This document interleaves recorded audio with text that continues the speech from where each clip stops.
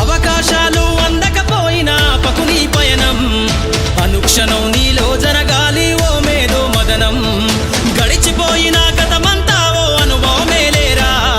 కదిలే కాలంలో పునాది మెట్లుగా చేర్చరా